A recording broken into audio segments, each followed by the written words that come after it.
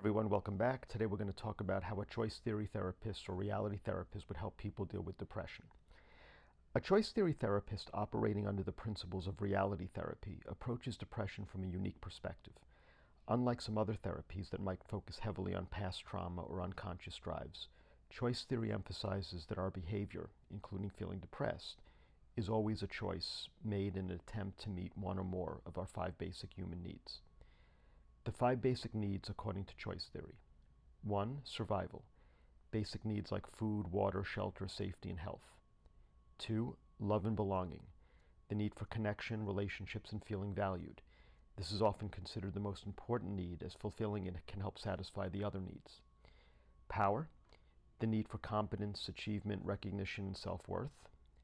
Freedom. The need for independence, autonomy, and choice in one's life. And fun, the need for joy, laughter, play, and learning. How a choice theory therapist would treat depression. A choice theory therapist would help a depressed individual understand that their depression is a form of chosen behavior, not necessarily a conscious, deliberate choice to be miserable, but rather a set of thoughts, feelings, and actions that an individual is engaging in, often unconsciously, as their best attempt to cope with unmet needs or to gain some form of internal control when external circumstances feel out of control. Glasser even suggested that depressing, the verb form, can be a way to restrain anger. Expressing depression might be a safer way to deal with intense anger or frustration. Gain sympathy or help. Depression can sometimes elicit care and support from others. Avoid responsibility. Feeling depressed can be an excuse to avoid obligations or difficult situations. And control others. A depressed person might inadvertently control those around them, family members feeling obligated to care for them. The therapist's role is not to invalidate a person's suffering, but to help them recognize their ability to choose different behaviors that can lead to more effective need satisfaction. The therapy focuses on the present and future, avoiding prolonged discussions of the past, as the only moment we can make a difference choice now is the now. Here's a breakdown of the typical approach, the WDEP system, a core component of reality therapy. W, wants. What do you want? The therapist helps the client identify what they truly want in their life, focusing on their quality world, a mental picture of the people, experiences, values, and possessions that will fulfill their basic needs.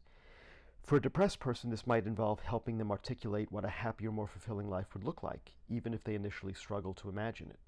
The therapist would explore which of the 5 basic needs are currently unmet and contributing to their depression. Often the need for love and belonging is a significant factor in depression. D, doing. What are you doing? The therapist focuses on the client's current total behavior, acting, thinking, feeling, and physiology.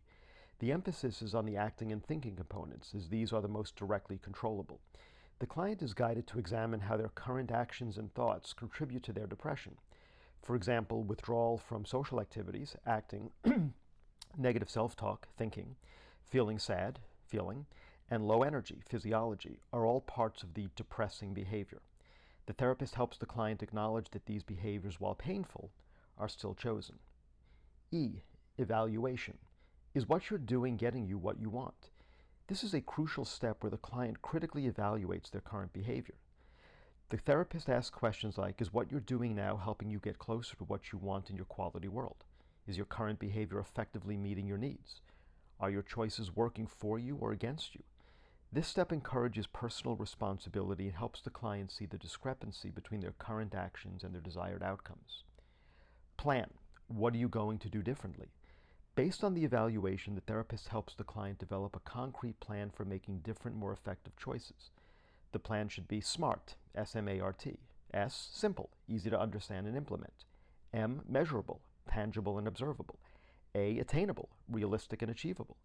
R, results-oriented, focusing on what the client will do. And T, time-limited, within a specific time frame.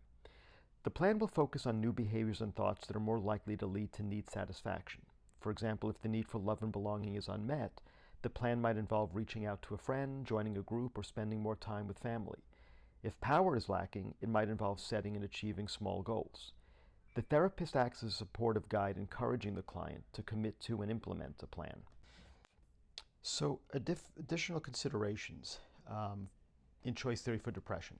Focus on relationships, Glasser believed that almost all psychological suffering is rooted in unsatisfactory relationships. A choice theory therapist would often explore the client's significant relationships to help them improve their connection and communication.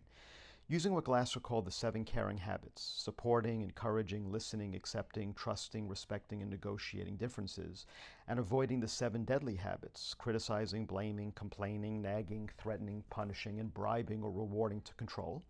No excuses. The therapist will gently but firmly discourage excuses for inaction, promoting personal accountability. Avoid symptom talk. While acknowledging suffering, the therapist avoids dwelling on symptoms. The focus remains on what the client is doing and choosing to do. And education. Clients are educated on choice theory principles, empowering them to apply these concepts in their daily lives. In essence, a choice theory therapist treating depression helps individuals shift from an external control psychology, believing that external factors and others control their feelings and actions, to an internal control psychology, recognizing that they always have choices on how they respond to situations and how they can best meet their own needs. By taking responsibility for their choices and actively working to satisfy their basic needs, individuals can move away from depressive behaviors and toward a more fulfilling life. So what do you think? What do you think about choice theory and reality therapy in dealing with depression? Leave your comments in the comment section, and I'll speak to you next time.